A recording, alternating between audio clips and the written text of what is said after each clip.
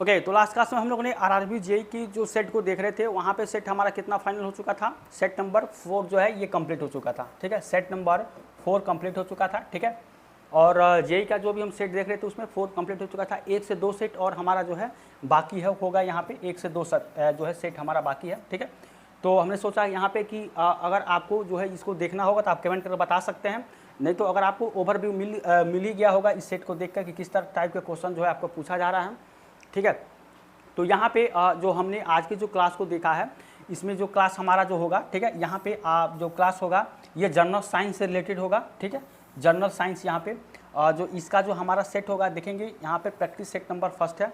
ये जो general science है, जितने भी एग्ज़ाम्स है, जितने भी आपके एग्ज़ाम्स होते हैं उसमें अगर आप जनरल साइंस के जो पेपर आपका आता है उसमें क्वेश्चन जो आएगा, ठीक है, उसमें आपके ऑल एग्ज़ाम्स में जनरल साइंस के जो भी आपके क्वेश्चन पूछे जाते हैं उसका यहाँ पे एक एक क्वेश्चन आपको जो है इस सेट में आपको मिलेगा। ठीक है, तो यहाँ पे एक प्रैक्टिस सेट हम शुरू कर रहे हैं कि साइंस में आपके फिजिक्स हो, केमिस्ट्री हो, बायो हो, ठीक है, कि किस टॉपिक से, किस चैप्टर से कहाँ से क्वेश्चन किस तरह के बनता है। ठीक है, या किसी भी चैप्टर से किस तरह के क्वेश्चन बनाए जा सकते हैं। ठीक है, तो ये आपको जब क्वेश्चन सॉल्व करेंगे, ठीक है, जो आपके पूछा गया एग्जाम में है, जब क्वेश्चन सॉल्व करेंगे तो आपको जो है एक आइडिया मिलेगा। ठीक है, और उसी तरह से आप जो है प्रिपरेशन करेंगे। ठीक है, बाकी जो भी आपका वैकेंसी आती है, वैकेंसी से रिलेटेड जो भी आपका उसमें साइंस के पार्ट हैं, ठीक है, और एक जो सब्जेक्ट और हम पढ़ाते हैं रीजनिंग का। ठीक है, तो रीजनिंग में हमारा क्या चल रहा है इस समय, आपका रीजनिंग जो चल रहा है ये आपके डायरेक्शन डिस्टेंस चल रहा है। ठीक है, डायरेक्शन डिस्टेंस, ठीक है, डायरेक्शन डिस्टेंस चल रहा है यहाँ पे, दिशा और दूरी जो ये आपका चैप्टर होता है। तो इसमें हमारा 2 से 3 चैप्टर हम ऑलरेडी करा चुके हैं।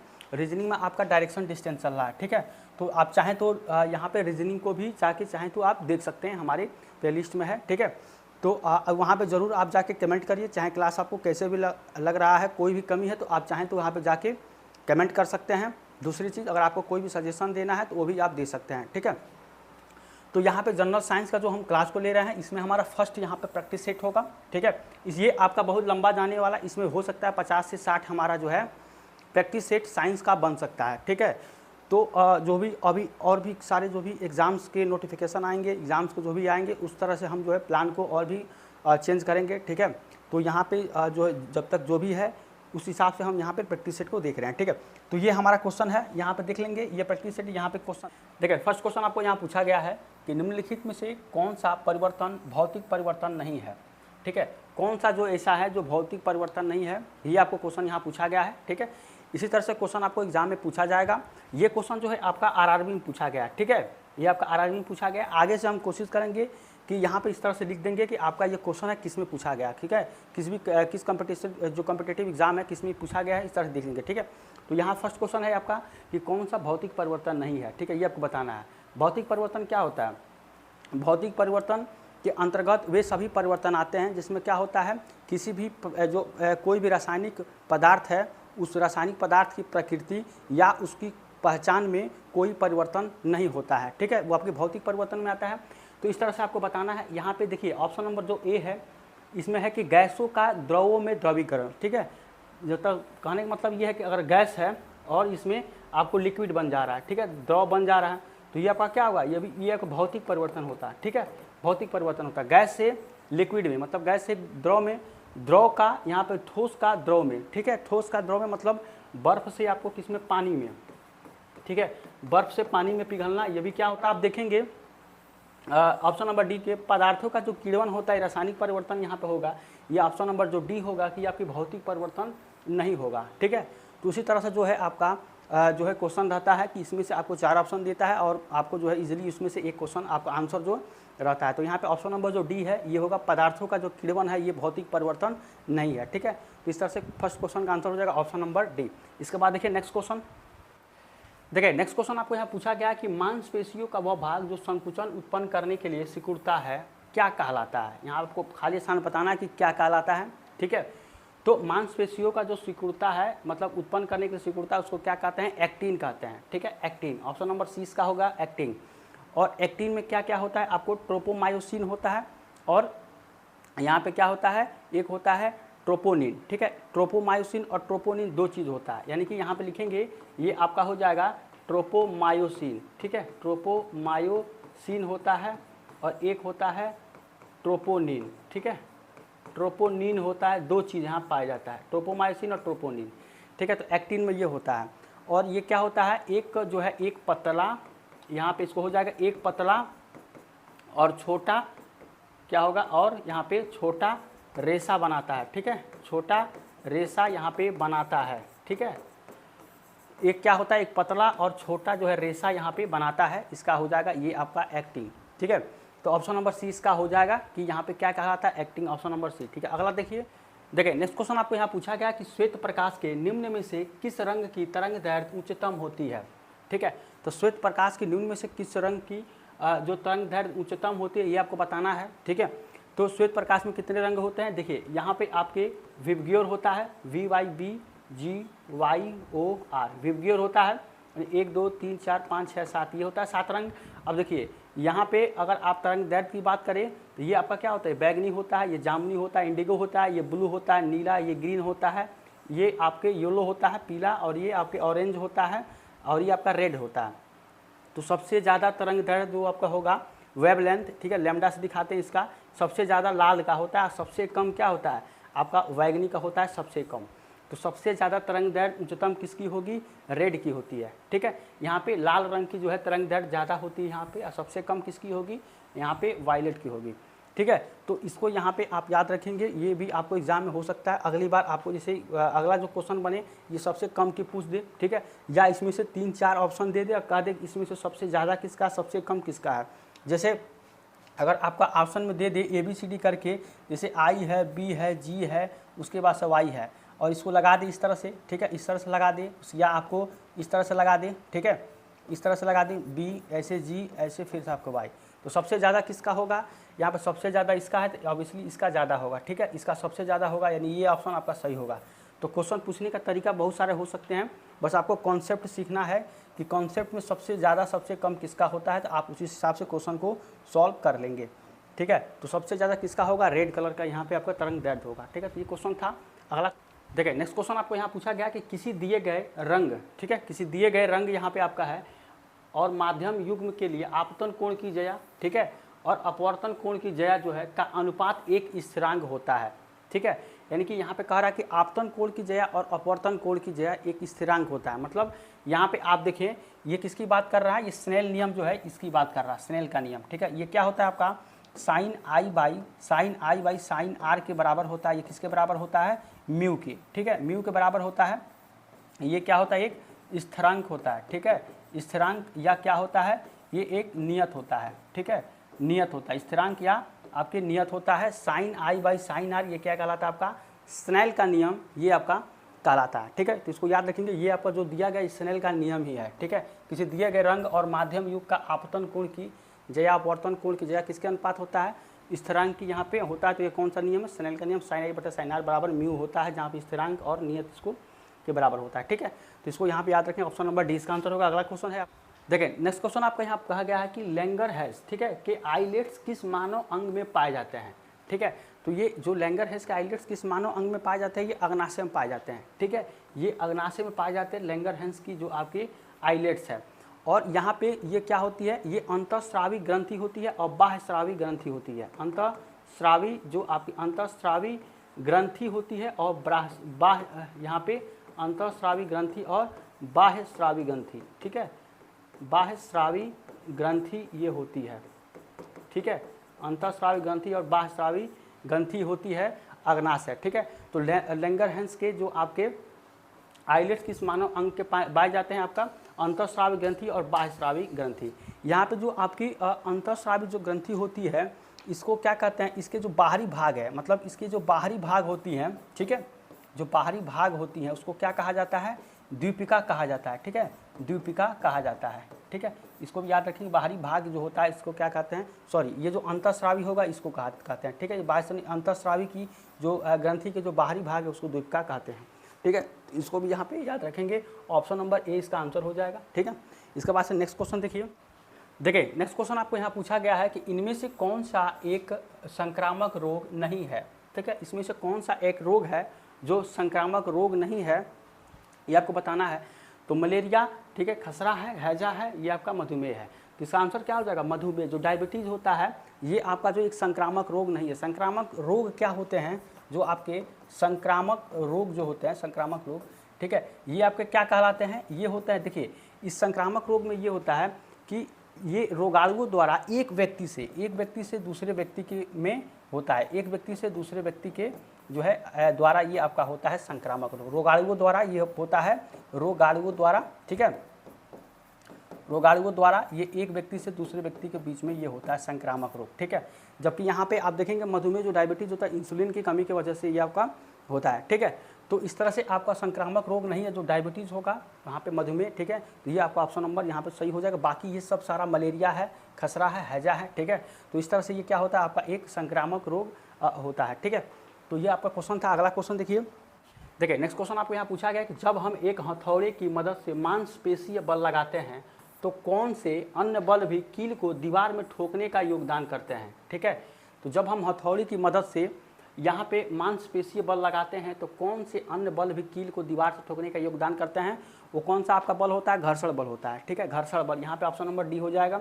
घर्षण बल के बारे में आपको बताए थे कि क्या होता है कि जब कोई मान लीजिए ये आपका पिंड, ये आपका यहाँ पे सरफेस है, ठीक है, इस पर अगर आप कोई बॉडी रख रहे हैं, ठीक है, ठीक है, अगर ये आपको कोई एम बॉडी है यहाँ पे जो कि क्या हो रहा है, लुढ़क रहा है या मतलब आपका सरक रहा है, तो क्या होता है ये पिंड के जो आपके सरफेस होते हैं, ठीक है, जो पिंड का जो आपका सरफेस होता है इसके बीच में, ठीक है, इसके बीच में, लेकिन क्या होता है इसके गति के विपरीत एक जो है आपका जो है बल लगता है, ठीक है, विपरीत एक बल लगता है। वो बल क्या कहलाता है आपका, फ्रिक्शन फोर्स, घर्षण बल यहाँ पे आपका कहलाता है, ठीक है। तो ये आपका घर्षण बल होता है। तो इसमें जो आपको जो योगदान करते हैं, क्या करते हैं, ये घर्षण बल का योगदान करते हैं, जो आपको मांसपेशी जो आपका यहाँ पे बल लगाते हैं किसी कील को जब ठोकते हैं हथौड़े से, तो वहाँ पे एक और योगदान करता है, घर्षण बल होता है, ठीक है, ऑप्शन नंबर डी। इस तरह से नेक्स्ट क्वेश्चन देखिए। नेक्स्ट क्वेश्चन आपका यहाँ पूछा गया कि 250 डिग्री सेंटीग्रेड पर पानी की भौतिक अवस्था क्या होगी, ठीक है। तो 250 डिग्री सेंटीग्रेड पर पूछ रहा है, तो आपको पता होगा कि 0 पे क्या होता है, सॉलिड होता है, 0 डिग्री सेंटीग्रेड पर क्या होता है, सॉलिड होता है।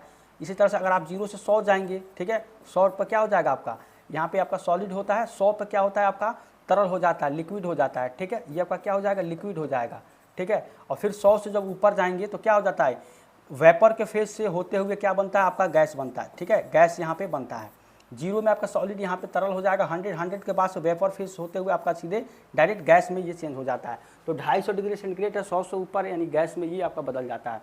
तो ऑप्शन नंबर क्या हो जाएगा इसका, देखेंगे यहाँ पे गैस हो जाएगा, ठीक है, ऑप्शन नंबर ए इसका आंसर हो जाएगा गैस, ठीक है।